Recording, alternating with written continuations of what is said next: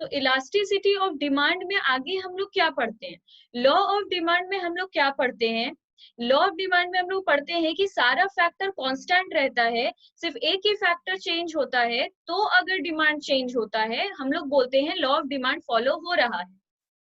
तो यहाँ पे इसके आगे हम लोग क्या पढ़ते हैं, वहां पे हम लोग को सिर्फ बताया जाता है when price increases demand decreases and vice versa. पर यहाँ पे हम लोग को बताया जाता है कि कितना से प्राइस बढ़ेगा तो कितने से डिमांड गिरेगा। ये तो हम लोग को लॉ ऑफ डिमांड बता देता है कि प्राइस बढ़ेगा तो डिमांड गिरेगा। पर क्या हर गुड्स के केस में ऐसा होता है, प्राइस बढ़ता है तो डिमांड गिर जाता है? नहीं। अगर हम लोग बात करते हैं नेसेसिटी गुड्स का, सॉल्ट ये सब का केस, तो क्या सॉल्ट के केस में प्राइस बढ़ता है तो हम लोग डिमांड कम कर देते हैं? नहीं। अगर हम लोग बात करते हैं गोल्ड का, तो गोल्ड अगर प्राइस बहुत ज्यादा से बढ़ता है तो डिमांड कम से गिरता है। ऐसा बहुत सारे स्टोरी होता है कि अगर प्राइस कितने से बढ़ेगा तो डिमांड कितने से गिरेगा। तो यहाँ पे हम लोग डिग्री ऑफ रिस्पॉन्सिवनेस पढ़ते हैं, इसलिए इलास्टिसिटी का मतलब होता है change, demand, change in demand, chapter का ये मतलब हुआ। अब इसका मतलब क्या होता है, degree of responsiveness on demand.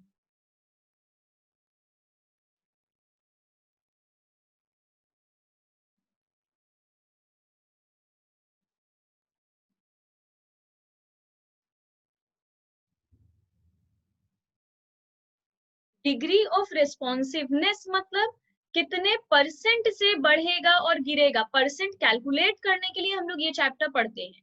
तो इलास्टिसिटी का मीनिंग क्लियर है। अब इलास्टिसिटी कितने टाइप का होता है, इलास्टिसिटी तीन तरीके का होता है, प्राइस इलास्टिसिटी, इनकम इलास्टिसिटी और cross elasticity.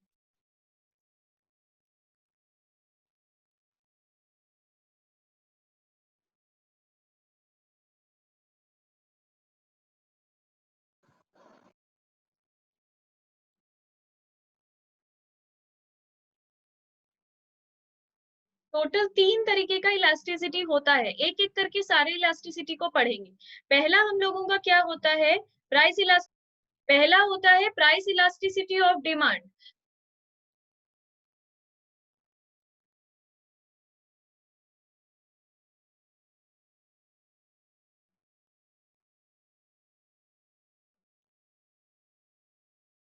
Price elasticity of demand को हम लोग लिखते हैं ईपी, ये इसका सिंबल है।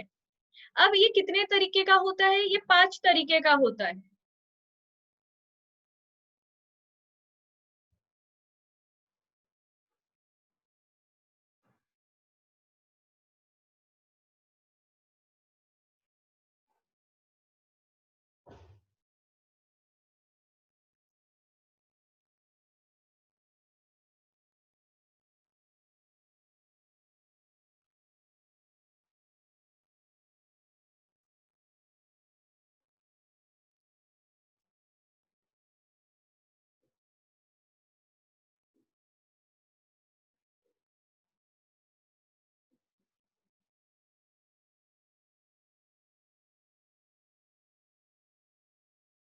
तो टोटल जो 5 तरीके का है उसका नाम है perfectly elastic demand, perfectly in elastic demand, unitary elastic, highly elastic और हाईली इन इलास्टिक। तो टोटल 5 तरीके का elasticity of demand, elasticity of price, elasticity of demand होता है। अब परफेक्टली इलास्टिक क्या होता है, परफेक्टली इलास्टिक का मतलब होता है अगर प्राइस थोड़ा सा से भी चेंज हो जाए या फिर ना भी चेंज हो, फिर भी डिमांड हाई लेवल पे चेंज हो जाता है। यहाँ पे डेफिनेशन होता है इसका, there is a small change in the price, there is in in infinite change in demand. अगर प्राइस थोड़ा सा से चेंज हो जाए तो डिमांड बहुत से चेंज हो जाता है। ऐसा कौन सी कॉमोडिटी में होता है, गोल्ड के केस में। अगर हम लोग सुनते हैं गोल्ड का प्राइस गिर गया है, थोड़ा सा गिर गया है, तो हम लोग सब जाकर उसी दिन गोल्ड खरीदने लगते हैं। तो गोल्ड, ये अलग अलग गुड्स में ऐसा ऐसा होता है। परफेक्टली इलास्टिक का मतलब होता है थोड़ा सा से भी प्राइस चेंज हो गया तो डिमांड बहुत से चेंज हो जाएगा।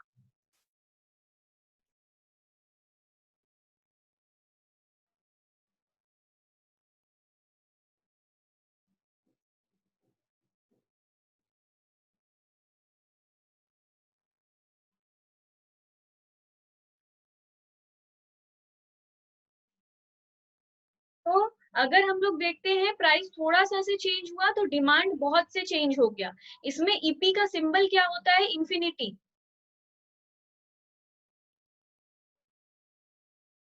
इसमें ईपी का साइन होता है इनफाइनाइट। और डिमांड का शेप कैसा होता है?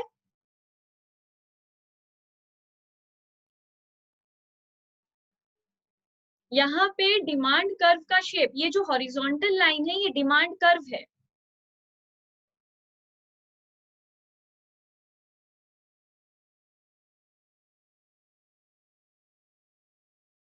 यहाँ पे सिर्फ समझ लो, इसके बाद हम इसका प्रॉपर नोट्स देंगे, तो रफ अभी लिखने की जरूरत नहीं है, सिर्फ सुनो। तो ये जो यहाँ पे जो अगर कोई पूछता है कि परफेक्टली इलास्टिक डिमांड में डिमांड कर्व का शेप कैसा होता है, तो ऑलवेज याद रहे यहाँ पे डिमांड कर्व का शेप हॉरिजॉन्टल होता है, एक स्ट्रेट लाइन होता है। क्यों? प्राइस इतना स्मॉल से चेंज होता है ना कि उसको डायग्राम में दिखाया भी नहीं जा सकता, इसलिए हम लोग प्राइस को फिक्स्ड के बराबर रखते हैं। तो प्राइस इज फिक्स्ड, मतलब रियल में हम लोग थ्योरी में लिखते हैं there is a small change in the price, पर इतना कम से चेंज होता है कि वो डायग्राम में दिखाना भी पॉसिबल नहीं है, इसलिए हम लोग डायग्राम में बनाते वक्त प्राइस को फिक्स्ड दिखाते हैं। तो यहाँ पे प्राइस का शेप फिक्स्ड है और डिमांड उसी में कम ज्यादा होता रहता है।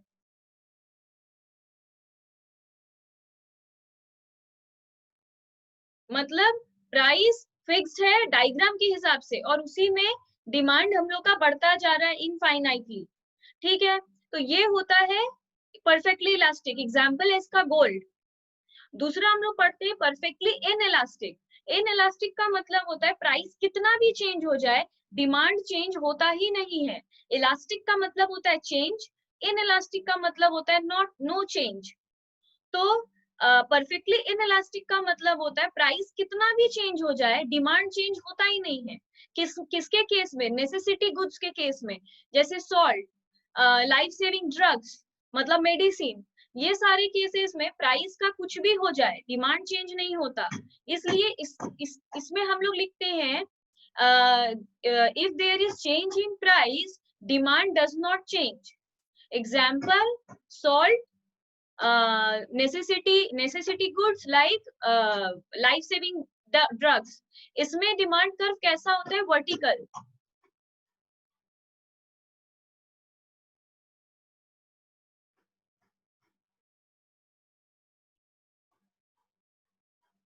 इसमें हम लोग देख सकते हैं क्वांटिटी फिक्स्ड है, डिमांड फिक्स्ड है, प्राइस जितना भी ऊपर नीचे हो जाए हम लोग देख सकते हैं क्वांटिटी फिक्स्ड है।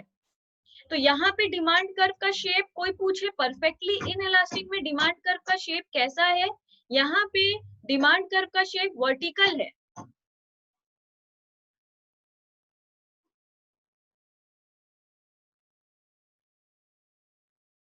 ठीक है, इसके बाद हम लोग आ जाते हैं यूनिटरी इलास्टिक डिमांड में। यूनिटरी का मतलब होता है जितने से प्राइस चेंज होगा एग्जैक्टली उतने से ही डिमांड चेंज होगा। मतलब अगर प्राइस बढ़ेगा 10% से,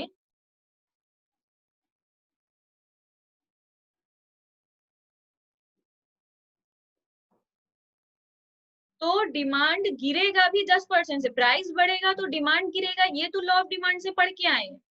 पर कितने से? अगर प्राइस बढ़ता है 10% से तो डिमांड भी गिरेगा 10% से। इक्वल से अगर गिरे तो बोलेंगे यूनिटरी इलास्टिक है। यूनिटरी इलास्टिक में किसकी गुड्स में होता है? नॉर्मल गुड्स में।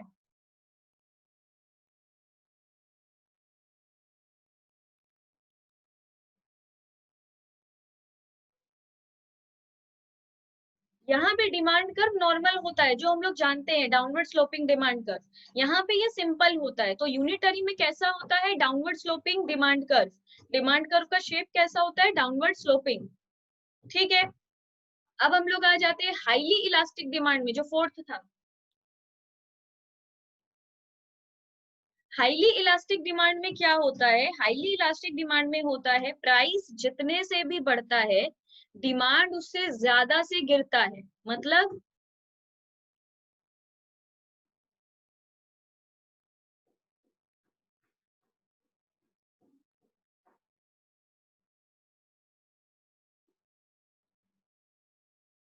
तो हम लोग देख सकते हैं अगर प्राइस बढ़ रहा है 10% से तो डिमांड गिरेगा, पर 12% से। हर वक्त 12% से नहीं, जितने से भी प्राइस बढ़ेगा डिमांड उससे ज्यादा से गिरेगा। अगर प्राइस बढ़ेगा 8% से तो डिमांड गिरेगा 12% से। जो भी हो, हमेशा हम लोग देखेंगे change in price is change in demand is greater then change in price. ठीक है, गुड्स का जो एग्जाम्पल है, ऐसा किस गुड्स में होता है, ऐसा कहाँ होता। अब ये जो हम लोग का एग्जाम्पल है कि ये किस किस गुड्स में क्या है, ये मेरे नोट्स में प्रॉपर है, क्योंकि सारे गुड्स का बहुत सारा चीज का बहुत सारा गुड्स है, तो इतना तो यहाँ पे लिखना बोलना पॉसिबल नहीं है। हम पूरा समझा रहे हैं, नोट्स में सारे गुड्स का एग्जाम्पल है, यहाँ पे बस थीम को समझो क्योंकि एमसीक्यू भी अटेम्प्ट करना है। तो बेसिकली ऐसा भी होता है। हाईली इन इलास्टिक में क्या होता है, प्राइस जितने से भी चेंज होता है, प्राइस जितने से भी चेंज होता है डिमांड उससे कम से चेंज होता है। जैसे कि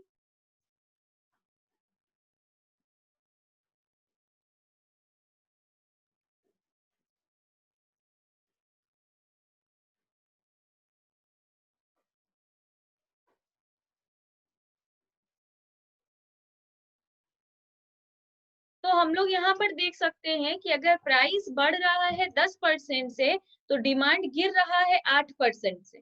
तो हम लोग देख रहे हैं कि यहाँ पर भी, यहाँ पर change in demand is less than change in price. तो हम लोग बहुत क्लियर हैं कि पांचों का मतलब क्या होता है, मतलब क्लियर है।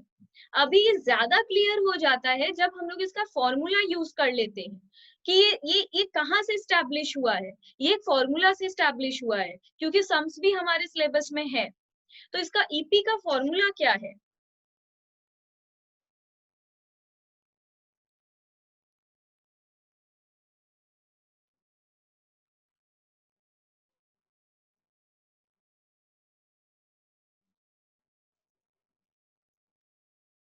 इसका फॉर्मूला होता है percentage change in quantity demanded divided by percentage change in price.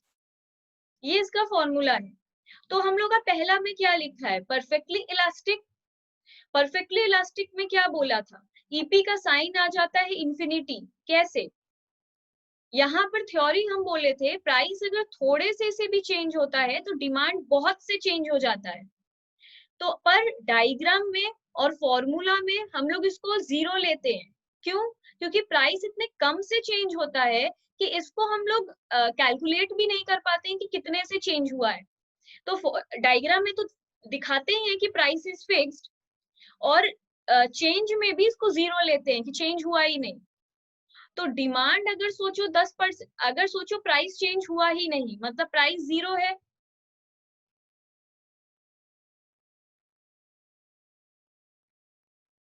सोचो प्राइस चेंज हुआ ही नहीं मतलब प्राइस 0% है, और डिमांड फिर भी चेंज हुआ है 10% से। सोचो बढ़ गया डिमांड 10% से। गोल्ड के केस में प्राइस थोड़ा सा गिरा तो डिमांड बहुत से बढ़ गया, 10% से बढ़ गया। तो डिमांड तो बढ़ा पर प्राइस जीरो चेंज हुआ है। तो अगर इसको इस फॉर्मूला में बैठाएं तो क्या आएगा, 10/0।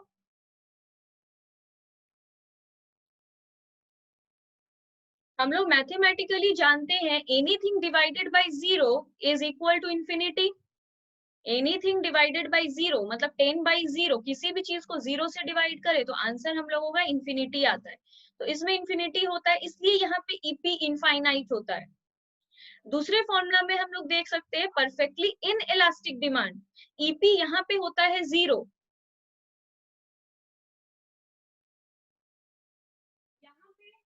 यहाँ पे ईपी जीरो है मतलब डिमांड चेंज होता ही नहीं है। ठीक है, डिमांड चेंज होता ही नहीं है। तो पी चाहे कुछ भी हो, पी अगर हम लोगों का हो 10, फिर भी हम लोग देखेंगे कि पी हम लोग का प्राइस चेंज हो रहा है सोचो 10% से।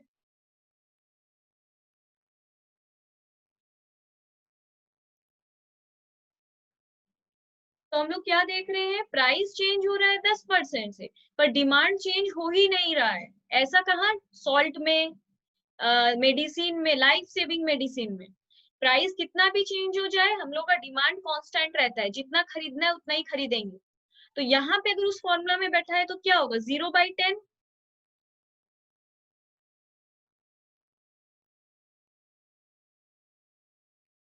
जीरो को किसी भी चीज से डिवाइड कर दे तो हम लोग का जीरो ही आता है, इसलिए ये सब मैथमेटिकल ऑपरेशन है, zero by anything is equal to zero, तो इसलिए यहाँ पे जीरो आ गया। तो परफेक्टली इलास्टिक में क्या होता है, EP is infinity, perfectly in elastic में क्या होता है, EP is zero. Unitary elastic में क्या होता है, जितने से प्राइस बढ़ेगा उतने से ही प्राइस डिमांड गिरेगा, मतलब 10/10।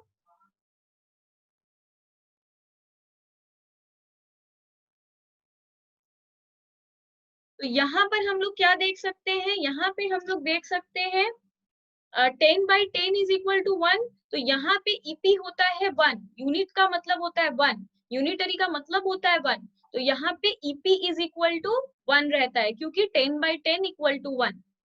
अब हम लोग अगर और आगे जाएं तो हम लोग को मिलता है highly elastic demand. Highly elastic का मतलब क्या था, प्राइस अगर 10% से बढ़ेगा तो डिमांड 12% से गिरेगा।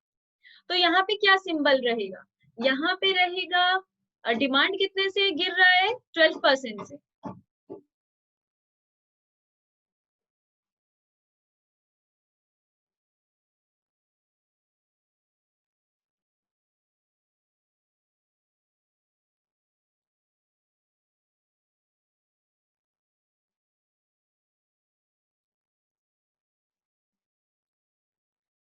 तो यहाँ पर हम लोग क्या देख रहे हैं, यहाँ पे हम लोग देखते हैं EP is greater then 1। Highly elastic में हमेशा ईपी इज ग्रेटर देन 1। क्यों, 12/10 करेंगे क्योंकि डिमांड चेंज हो रहा है 12% से, प्राइस चेंज हो रहा है 10% से, तो 12/10 करेंगे तो 1.2 आएगा, विच इज ग्रेटर देन 1। तो हाईली इलास्टिक में हमेशा ईपी ग्रेटर देन 1 होता है, और हम लोग हाईली इन इलास्टिक में देखेंगे ईपी इज लेस देन 1 होता है।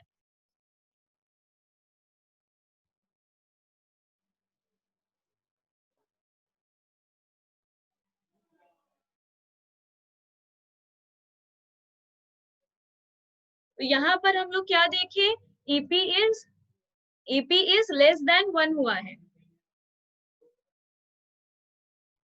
प्राइस इलास्टिसिटी ऑफ डिमांड यहाँ तक कवर हुआ है। इसके बाद हम लोग जा रहे हैं इनकम इलास्टिसिटी में।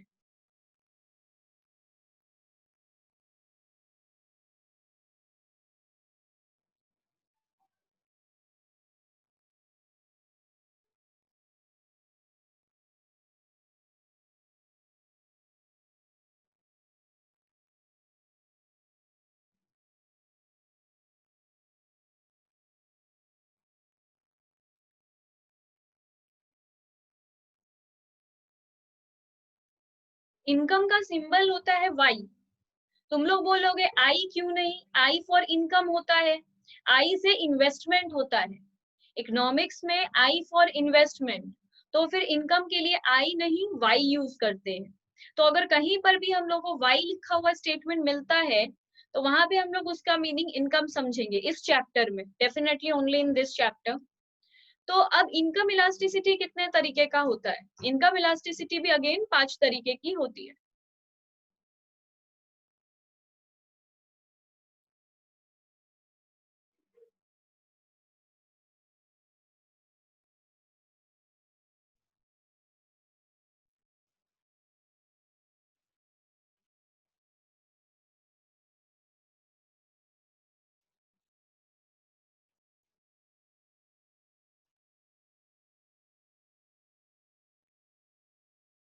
सबसे पहला होता है highly elastic demand. Highly elastic जो अभी प्राइस में पढ़े वही चीज है, मेरा इनकम जितने से भी बढ़ेगा, मेरा अच्छा, इनकम और डिमांड का कैसा रिलेशनशिप है, इनकम और डिमांड का डायरेक्ट रिलेशनशिप है। When income increases demand also increases, when income decreases demand also decreases. तो ये माइंड में सेट रहना चाहिए कि दो चीज के बीच में रिलेशनशिप कैसा है, पॉजिटिव है या नेगेटिव है, दोनों बढ़ता है साथ में या एक बढ़ता है एक गिरता है। तो ये हम लोग लॉ ऑफ डिमांड में पढ़कर आते हैं कि दोनों के बीच में डायरेक्ट रिलेशनशिप है। तो अब इलास्टिसिटी में हम लोग क्या पढ़ेंगे, प्राइस सॉरी इनकम हम लोगों का अगर 10% से बढ़ता है तो डिमांड हम लोगों का 12% से बढ़ जाता है।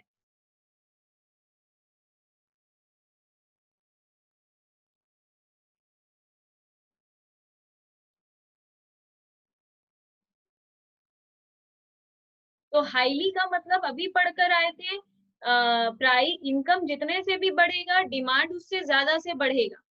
ठीक है, तो इसको वही फॉर्मूला में पुट करो। इसका फॉर्मूला क्या है?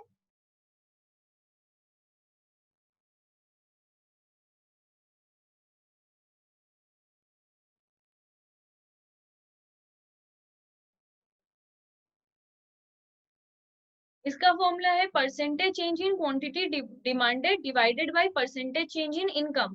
वहां पे सिर्फ इनकम की जगह प्राइस था, यहाँ पे हम लोग इनकम इलास्टिसिटी डिस्कस कर रहे हैं, इसलिए नीचे इनकम है। तो ये हम लोगों का है, इसमें वो फिगर बैठाओ।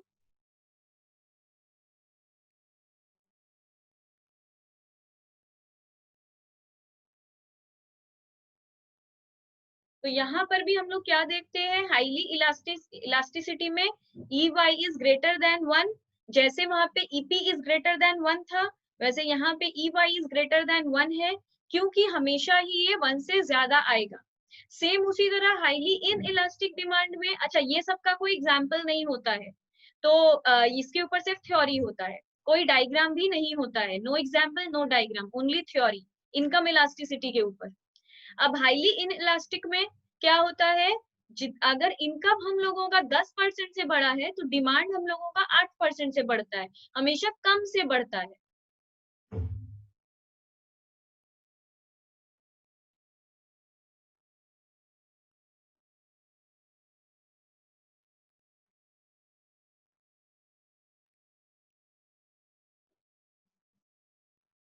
तो यहाँ पे हम लोग क्लियर देख पा रहे हैं कि ई वाई हम लोगों का लेस देन वन आया है। ठीक है, इसके बाद हम लोग क्या करते हैं, इसके बाद हम लोगों का क्या है, थर्ड है यूनिटरी इलास्टिक।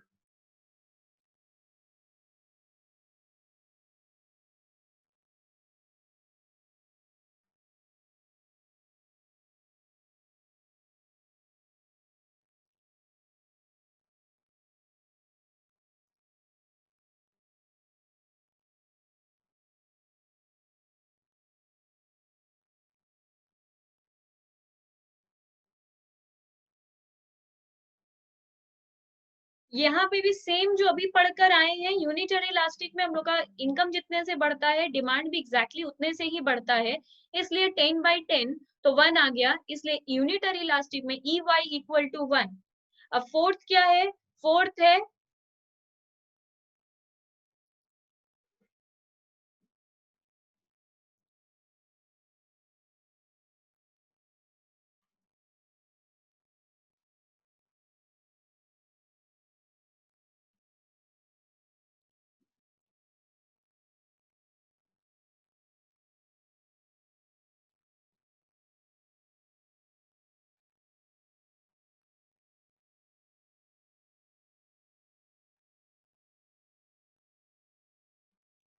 अब हम लोग यहाँ पर क्या देखते हैं, जीरो इलास्टिसिटी में, जीरो इलास्टिसिटी में हम लोग देखेंगे इनकम जितने से भी बढ़ जाए हम लोगों का डिमांड नहीं बढ़ता।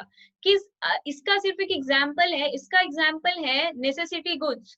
नेसेसिटी गुड्स का केस में अगर सॉल्ट ले ले तो हम लोग का इनकम कितना भी बढ़ जाए हम लोग की डिमांड को कोई फर्क नहीं पड़ता। हम लोग पहले जितना कंज्यूम कर रहे थे अभी भी उतना ही कंज्यूम करेंगे। तो सिर्फ जीरो इलास्टिसिटी का याद रखो, एग्जाम्पल है necessity goods like salt and life saving drugs. तो बेसिकली जीरो इलास्टिसिटी का मतलब होता है कि हम लोगों का इनकम बढ़ रहा है 10% से, पर डिमांड नहीं बढ़ रहा है, डिमांड जीरो से बढ़ रहा है, मतलब बढ़ ही नहीं रहा है। तो E Y equal to 10/0, 10/0 mean zero, तो इसलिए यहाँ पे E Y equal to zero होता है।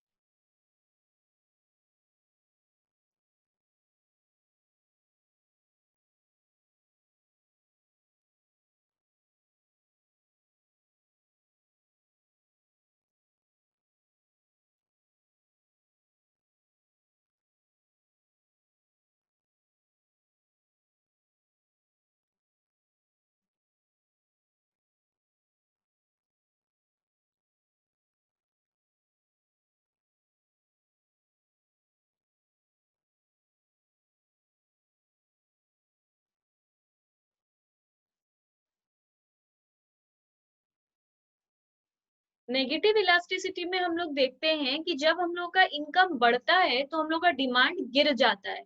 ऐसे तो हम लोग हमेशा जानते हैं when income increases demand decreases, पर कुछ कुछ गुड्स है जिसके केस में हम लोग का इनकम बढ़ जाए तो डिमांड गिर जाता है। ऐसा कौन सा गुड है? इंफीरियर गुड्स है। इंफीरियर गुड्स इसका एग्जाम्पल है। तो अगर कोई पूछे नेगेटिव इलास्टिसिटी क्या किस बेसिस पे कोई पढ़ा रहा है, तो हम लोग बोलेंगे जैसे एग्जाम्पल ले लो इंफीरियर गुड्स। इंफीरियर गुड्स का मतलब क्या होता था? Low quality goods. इसका जब हम लोग का इनकम बढ़ता है तो हम लोग इस टाइप का गुड्स खरीदना कम कर देते हैं। अगर मेरा इनकम बढ़ जाएगा तो हम इंफीरियर गुड्स नहीं खरीदेंगे। तो when my income increases demand decreases. अभी इसका कोई परसेंट नहीं है फिक्स्ड। जरूरी नहीं है कि हम 10/10 लिखे हैं 10/10 ही हो, ये कम भी हो सकता है ज्यादा भी हो सकता है जो भी हो सकता है, पर हमेशा डिमांड गिरेगा ही। तो इसलिए 10 यहाँ पे हम लिखे हैं 10/-10 क्योंकि मेरा डिमांड गिर रहा है। और हम लोगों का आंसर आया -1। तुम लोग को सम्स डिफरेंट मिलेगा, समझाना है तो 10 और नीचे माइनस। यहाँ पे 8 भी ले सकते हैं 12 भी ले सकते हैं, जरूरी नहीं है इक्वल रहे। इक्वल सिर्फ यूनिटरी में रहता है। यहाँ पे ये 8 भी हो सकता है 12 भी हो सकता है। ज्यादा कम से मतलब नहीं है, गिरेगा ये मेन बात है। तो यहाँ पे ये हमेशा नेगेटिव आता है। तो इस तरह इसका 5 टाइप है। इसको हम लोग लिखते हैं cross price elasticity of demand.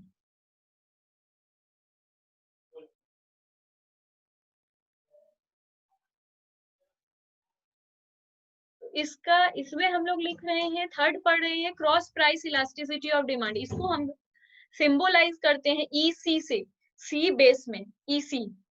अब ये कितने टाइप का होता है? 3 टाइप का होता है। पर इसका मतलब क्या है? प्राइस इलास्टिसिटी का मतलब था जब किसी गुड्स का प्राइस बढ़ता है तो डिमांड कितने से गिरता है, ये निकाल रहे थे। इनकम इलास्टिसिटी में हम लोग पढ़ रहे थे इनकम जब बढ़ता है तो डिमांड कितने से बढ़ता है। क्रॉस इलास्टिसिटी में हम लोग क्या पढ़ रहे हैं? जब एक गुड्स का प्राइस बढ़ता है तो उसका उससे जो रिलेटेड गुड्स है उसके ऊपर क्या होता है। रिलेटेड गुड्स का मतलब होता है सब्स्टिट्यूट गुड्स और कॉम्प्लीमेंट्री गुड्स। तो यहाँ हम लोग पढ़ते हैं जब एक का प्राइस बढ़ता है तो दूसरे गुड्स के डिमांड के ऊपर उसका क्या फर्क पड़ता है। तो क्रॉस इलास्टिसिटी 3 तरीके का होता है, positive elasticity, negative elasticity, no zero elasticity.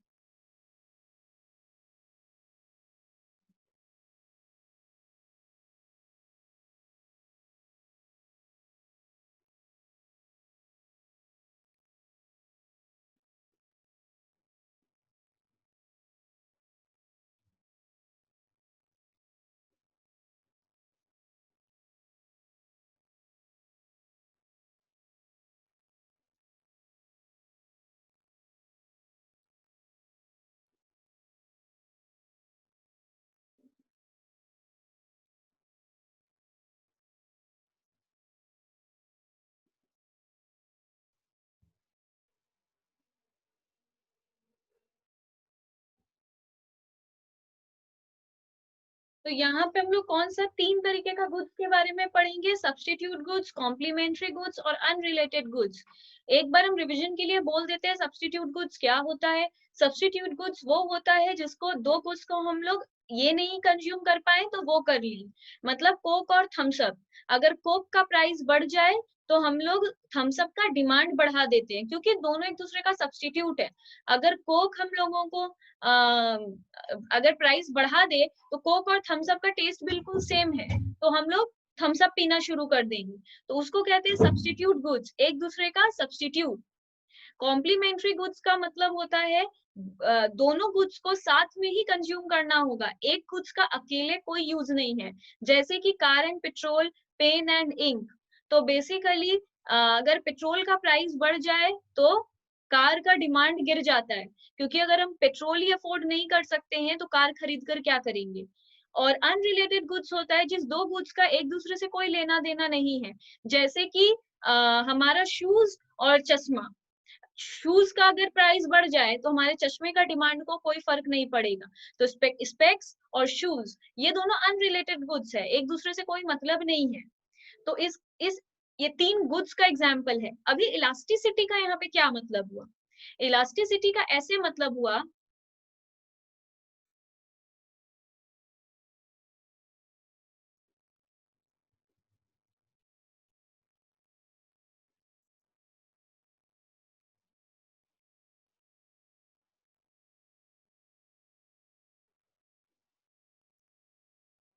हम लोग लॉ ऑफ डिमांड में सिर्फ क्या पढ़ के आते हैं, जब कोक का प्राइस बढ़ेगा तो थम्स अप का डिमांड बढ़ेगा, ये पढ़कर आते हैं। वहां पे परसेंट पढ़ने नहीं बैठते हैं, परसेंट हम लोग को इलास्टिसिटी में पढ़ाता है। तो अब परसेंट का बात करते हैं। जब कोक का प्राइस अगर 10% से बढ़ जाएगा तो थम्स अप का डिमांड 12% से बढ़ जाएगा, या फिर 8% से बढ़ जाएगा, या फिर 10% से ही बढ़ेगा। कितने से बढ़ेगा ये इररेलीवेंट है, बढ़ेगा ये काम का बात है। तो वो कुछ भी लिख सकते हैं हम लोग, 12%, 8%, 10%, जो लिखना है लिखो। तुमको प्राइस से ज्यादा बढ़ाना है बढ़ाओ, प्राइस से कम बढ़ाना है बढ़ाओ, प्राइस के जितना ही बढ़ाना है बढ़ाओ। मेन बात क्या है, डिमांड बढ़ेगा। तो फॉर्मूला में अगर पुट करें इसी का फॉर्मूला क्या है,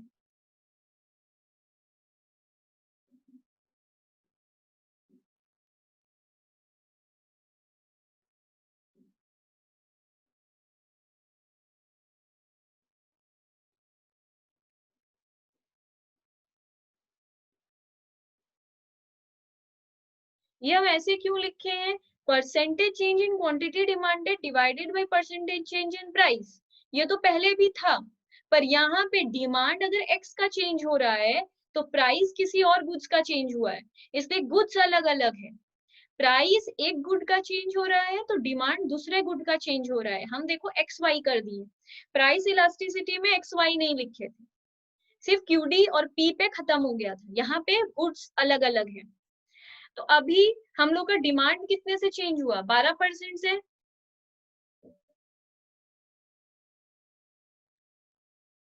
तो हम लोगों का क्या आया, 12/10 मतलब 1.8। अगर तुम लोग बोलोगे हम डिमांड मानेंगे कि 8% से चेंज हुआ है, हम बोलेंगे ठीक है,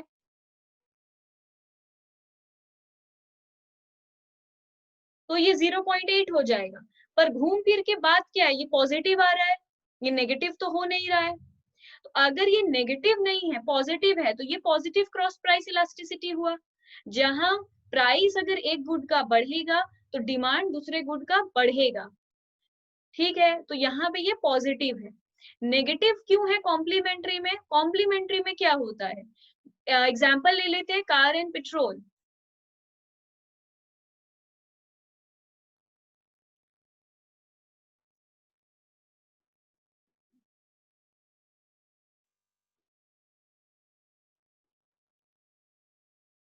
अब यहाँ पे हम क्या किए, हम बता रहे हैं कार का अगर प्राइस बढ़ता है 10% से तो कार का डिमांड गिर जाता है 8% से। अगेन गिरना इज मेन थिंग, 8% से गिरता है कि 10% से गिरता है कि 12% से गिरता है, दैट इज इररेलीवेंट, वो काम का चीज नहीं है। काम का चीज हम लोग का क्या है, गिरेगा। अगर एक गुड का प्राइस बढ़ेगा तो उसका कॉम्प्लीमेंट्री गुड्स का डिमांड गिर जाएगा। क्यों, when price of petrol increases, demand of car decreases, because when someone can't afford the petrol, he or she will not buy the car। तो यहाँ पे अगर उस फॉर्मूला में बैठाए तो क्या आंसर आएगा, ऊपर माइनस आएगा क्योंकि डिमांड गिर रहा है, जब भी कोई चीज गिरता है हम लोग माइनस में लिखते हैं।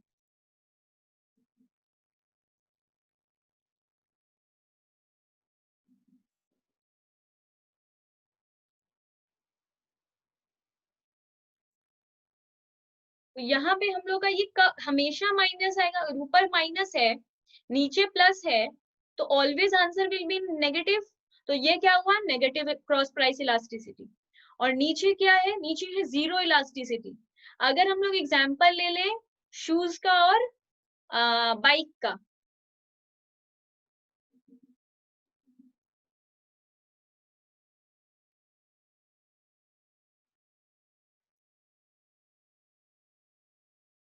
कुछ भी कोई भी दो गुड्स को लेकर सोचो, जो दो गुड्स के बीच में कोई रिलेशन नहीं है, स्पेक्स लेना है, कॉस्मेटिक्स लेना है, जो लेना है लो, पर दो गुड्स के बीच में कोई रिलेशन अगर ना हो तो क्या होगा। अगर हम लोग का शूज का प्राइस मार्केट में बढ़ गया है 10% से, तो बाइक को क्या फर्क पड़ेगा, बाइक का डिमांड को कोई फर्क नहीं पड़ेगा, तो डिमांड बाइक का डिमांड को कोई चेंज नहीं होगा, चेंज 0 है। तो अगर इस फॉर्मूला में अब उसको पुट करें तो 0/10,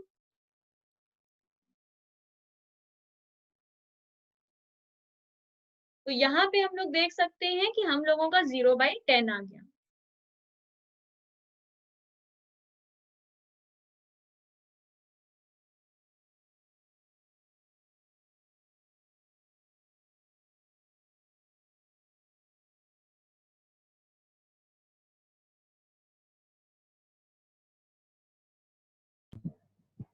मैम मैम आपका आवाज नहीं आ रहा है। हाँ, तो ये अभी हम लोग स्टार्ट कर रहे हैं methods of measuring price elasticity of demand. सिर्फ हम लोग के सिलेबस में प्राइस इलास्टिसिटी ही क्यों रहता है मेथड के लिए, इनकम का हम लोग नहीं पढ़ेंगे, क्रॉस प्राइस का नहीं पढ़ेंगे। क्यों नहीं पढ़ेंगे? क्योंकि मेजर चीज हम लोगों का लॉ ऑफ डिमांड को कौन कनेक्ट करता था, प्राइस। प्राइस और डिमांड का रिलेशनशिप पे हम लोग पूरा लॉ ऑफ डिमांड पढ़े हैं। तो मेथड हम लोगों होता है, रियल में मेथड सबका होता है, पर हम लोगों के सिलेबस का कवरेज नहीं होता है। उतना हम लोग पढ़ते हैं जब हम लोग पीएचडी करते हैं इकोनॉमिक्स में। लाइक अभी मैं पढ़ रही हूँ क्योंकि मेरा पीएचडी चल रहा है। बट बेसिकली अगर हम लोग बात करें तुम लोग के लेवल तक, तो सिर्फ हम लोगों का मेथड्स मेजर करने का सिर्फ प्राइस पे ही आता है, ठीक है। तो बेसिकली ये अभी जो मैंने दिखाया कि परसेंट में हम लोग निकाल रहे थे, percentage change in quantity demanded divided by percentage change in price, क्या वही एक तरीका है इलास्टिसिटी मेजर करने के लिए? नहीं, टोटल 3 तरीका है जिससे हम लोग इलास्टिसिटी मेजर कर सकते हैं, इलास्टिसिटी निकाल सकते हैं। जो अभी निकाल रहे थे 1.2, 0.8, कितने से चेंज हो रहा है, ये निकालने का अभी हम एक ही फॉर्मूला लिखे, वो सबसे फेमस फॉर्मूला है। और थ्योरी लिखते वक्त अगर किसी का रिटन एग्जाम होता है तो उसको वही फॉर्मूला लिखना रहता है, वो और कोई फॉर्मूला नहीं लिख सकता। पर अगर आंसर आता है रिटन एग्जाम में भी मेथड्स ऑफ मेजरिंग, तो हम लोग को पूरा थ्योरी की तरह लिखना होगा, एमसीक्यू आया तब तो पूछेगा ही। तो इसमें टोटल 3 मेथड है। पहला है स्ट्रेट लाइन मेथड, दूसरा है आउटले मेथड, और थर्ड है आर्क इलास्टिसिटी मेथड।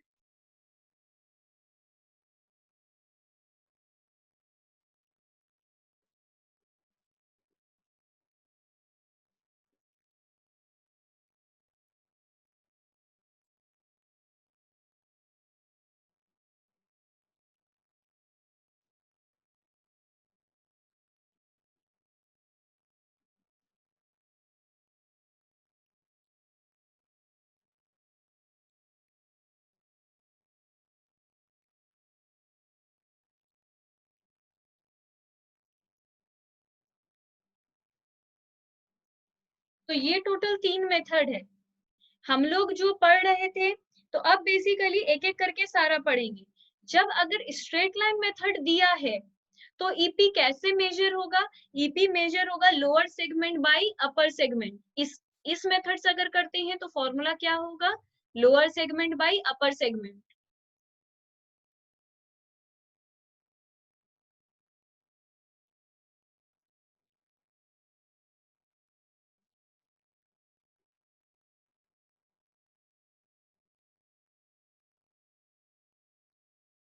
अब ये लोअर सेगमेंट अपर सेगमेंट क्या होता है, इसमें हम लोग क्या करते हैं, डायग्राम बनाकर देखते हैं कि हम लोग का इलास्टिसिटी कितना है।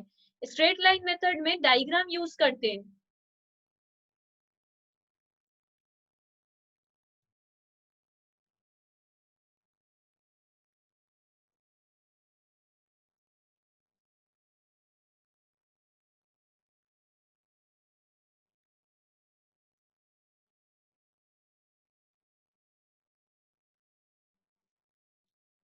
यहाँ हम लोग ऐसा बनाते हैं, ये ऊपर वाले के लिए ये जगह नहीं है तो हम नीचे लिखे हैं, ये पहला मेथड ही कर रहे हैं हम लोग। अगर ईपी बीचों बीच आता है, अगर इसको ग्राफ पेपर में पुट करें, ये डायग्राम सारे ग्राफ पेपर पे बनते हैं, तो अगर हम लोग का ईपी 1 आता है तो हम लोग उसको बीचों बीच पुट करेंगे, ईपी इज इक्वल टू 1। अगर ईपी 0 आता है तो एकदम नीचे लाइन जो टच्ड है वो 0 पे है। अगर एकदम टॉप में आता है तो हम लोग लिखते हैं ईपी इज इनफाइनाइट। अगर 1 से ऊपर आता है तो ईपी इज ग्रेटर देन 1, क्योंकि 1 के ऊपर है वो। और अगर 1 से कम आता है तो वो लेस देन 1 है। और 0 से तो कम है, क्योंकि 0 हो गया तब तो वो 0 हो गया। पर अगर 0.8, 0.7 तो 0 से ज्यादा है पर 1 से कम है, तो उन लोग के बीच में रहेगा। तो ये डायग्राम हम लोग को इमेजिन रखना पड़ता है। बहुत बार एमसीक्यू पूछता है तो उसमें कुछ भी पूछता है, इसलिए हम लोग डायग्राम को थोड़ा दिमाग में रखते हैं। और रिटन एग्जाम में तो डायग्राम बनाना ही पड़ेगा अगर ये क्वेश्चन आता है तो हर हाल में लर्न तो रखना ही है। तो अगर हम लोगों का lower segment by upper segment मतलब इसको एबीसीडी ये हम लोग ये आता नहीं है, क्योंकि ये ज्योमेट्री में यूज होता है। अगर ये इन केस कोई करता भी होगा तो इसको ज्योमेट्री में यूज करता है, जो इकोनॉमिक्स के सेगमेंट से बाहर है। बट स्टिल हमको समझाना है, हम समझा रहे हैं। हर एक पॉइंट को नंबर दे दो ABCD। ज्योमेट्री में हम लोग ABCD यूज करते हैं।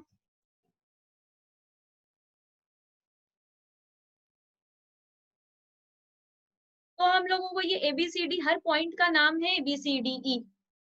अब सोचो हम लोगों को इलास्टिसिटी निकालना है, ऊपर का 2 पोर्शन का खाली निकालना है। तो लोअर सेगमेंट क्या है? CDE।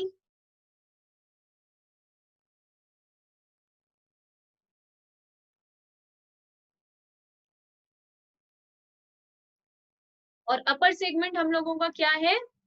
AB। तो इसी तरह छोड़ दिया जाता है, ज्योमेट्री में इसके आगे कुछ नहीं होता। इसी तरह से ज्योमेट्री में हम लोग छोड़ देते हैं। तो यहाँ पे बेसिकली सिर्फ अगर डायग्राम दिया है, डिवाइडेड बाय ए लिखा है, मतलब हम लोग समझ जाते हैं ये हम लोगों का 1 देखो ऊपर, मतलब CDE मतलब 1 से ज्यादा आएगा, क्योंकि CDE हम लोगों का नीचे वाला ज्यादा है, सॉरी 1 हम लोगों का नेगेटिव। ये हम लोग का एनालिसिस नहीं आएगा, क्योंकि डेफिनेटली हम लोग सिलेबस में नहीं है। हम लोग को लर्न सिर्फ क्या रखना है, ये डायग्राम,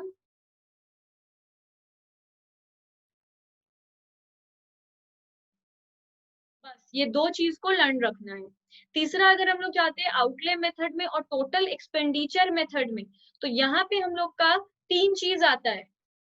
पहला हम लोगों का आता है, तो यहाँ पर हम लोग पढ़ रहे हैं टोटल एक्सपेंडिचर मेथड, जिसका दूसरा नाम है आउटले मेथड। इसमें हम लोग क्या पढ़ रहे हैं कि प्राइस अगर गिर ही रहा है, तीनों ही प्राइस में प्राइस गिर रहा है, 3 केस है, तो वो चीज छोड़ दो, सिर्फ एक्सपेंडिचर और डिमांड पे फोकस करो। If there is a direct relationship between total expenditure and demand, अगर टोटल एक्सपेंडिचर भी बढ़ रहा है, डिमांड भी बढ़ रहा है, तो हम लोग बोलते हैं ईपी इज ग्रेटर देन 1। क्योंकि अभी हम बताए थे अगर दोनों बढ़ रहा है तो हम लोग का अल्टीमेटली आंसर भी 1.2 या 1.3 कुछ ऐसा आएगा, हमेशा 1 से ज्यादा ही आएगा। तब हम लोग बोलते हैं ईपी इज ग्रेटर देन 1। यहाँ पे इलास्टिक डिमांड होता है।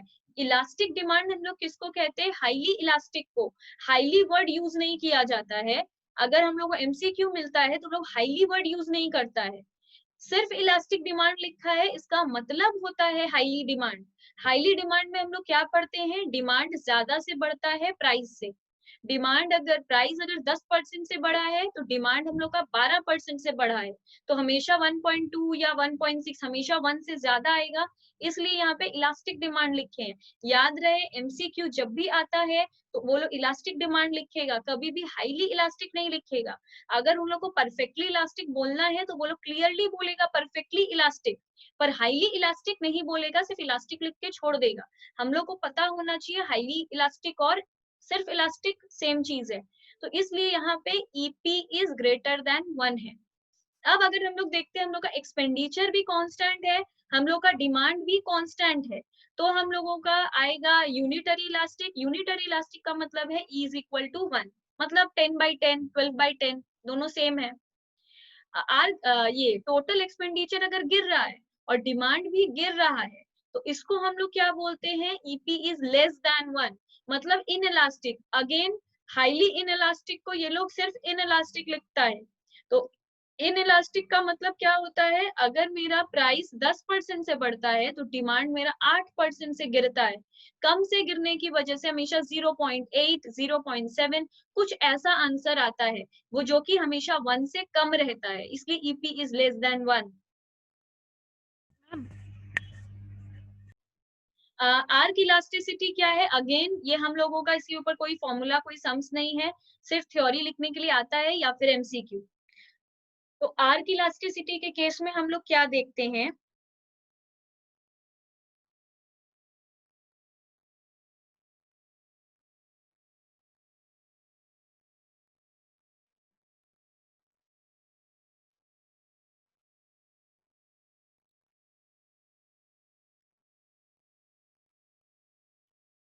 यहाँ पर हम लोग क्या देख रहे हैं, जब भी देखो प्राइस बढ़ रहा है या डिमांड गिर रहा है तो उतना चेंज तो आएगा ना। ये पोर्शन चेंज में आया, जो पोर्शन चेंज में आया वो आर्क शेप का रहता है, ऐसे गोल। इतना जो हम लोग मेजर कर पाए, तो अगर कोई पूछेगा कि प्राइस चेंज हुआ तो डिमांड तो चेंज हुआ, कितने से चेंज हुआ, ये डायग्राम में बताओ। कुछ लिखने का जरूरत नहीं है, सिर्फ डायग्राम में बताओ। तुम लोग ये डायग्राम बना के बोले कितना चेंज आया, सिर्फ इतना बताने को ही कहते हैं आर्क डायग्राम। इसमें आर्क मेथड, इसमें और कुछ नहीं है। ये हम लोग के सिलेबस में इतना ही है, इससे ज्यादा आर्क इलास्टिसिटी हम लोगों के सिलेबस को कवर नहीं करता है। पर आर्क इलास्टिसिटी का फॉर्मूला क्या होता है, अगर आर्क इलास्टिसिटी से सम्स करने दे दे तो हम लोग कौन सा फॉर्मूला यूज करेंगे,